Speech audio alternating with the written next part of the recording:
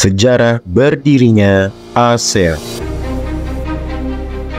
Kupu-kupu dan bunga adalah dua makhluk hidup yang saling berdampingan dan bertetangga. Mereka saling menguntungkan satu sama lain.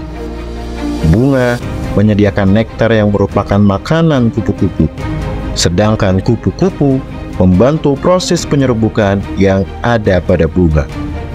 Namun, tahukah kamu bahwa kehidupan bertetangga tidak hanya dijalani antar makhluk hidup, namun juga dijalani negara. Berikut adalah negara kita, Indonesia. Indonesia terletak di sebuah kawasan yang bernama Asia Tenggara. Kawasan Asia Tenggara awalnya hidup dalam keadaan kurang harmonis dan penuh dengan konflik.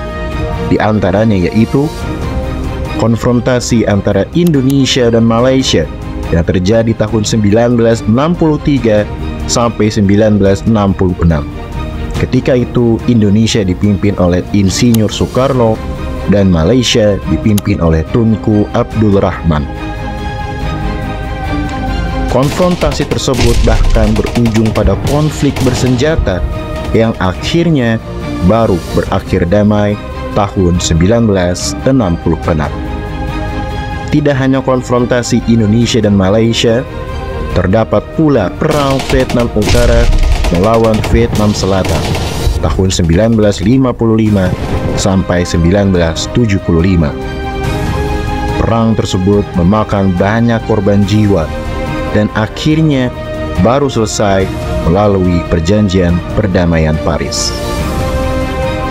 Wilayah Asia Tenggara saat itu menjadi wilayah perang dua ideologi besar, yaitu kapitalisme dan komunisme. Masyarakat di Asia Tenggara pun bertanya-tanya, kapankah perdamaian di wilayah mereka dapat tercapai? Negara-negara Asia Tenggara mulai sadar bahwa Asia Tenggara hanya dapat maju jika wilayahnya stabil dan damai. Momen bersejarah yang ditunggu pun terjadi. 5 utusan dari 5 negara, di antaranya yaitu Adam Malik yang merupakan Menteri Luar Negeri Indonesia, Tanat Koman yang merupakan Menteri Luar Negeri Thailand, Tun Abdul Razak yang merupakan Wakil Perdana Menteri Malaysia, Narciso Ramos yang merupakan Menteri Luar Negeri Filipina, dan S. Rajaratnam yang merupakan Menteri Luar Negeri Singapura. Kelima utusan tersebut sepakat untuk bertemu di ibu kota Thailand, Bangkok. Melalui proses diskusi dan diplomasi yang panjang, maka terciptalah sebuah perjanjian Deklarasi Bangkok tanggal 8 Agustus 1967. Adapun isi dari deklarasi tersebut yaitu mempercepat pertumbuhan ekonomi, kemajuan sosial, dan perkembangan kebudayaan di kawasan Asia Tenggara, meningkatkan perdamaian dan stabilitas regional, meningkatkan kerjasama dan saling membantu untuk kepentingan bersama dalam bidang ekonomi, sosial, teknik, ilmu pengetahuan, dan administrasi, memelihara kerjasama yang erat di tengah-tengah organisasi regional dan internasional, dan meningkatkan kerjasama untuk memajukan pendidikan, latihan, dan penelitian di kawasan Asia Tenggara.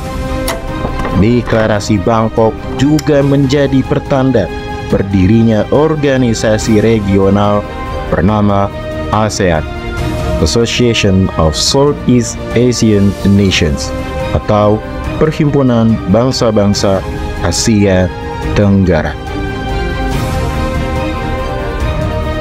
Mengapa akhirnya ASEAN terbentuk?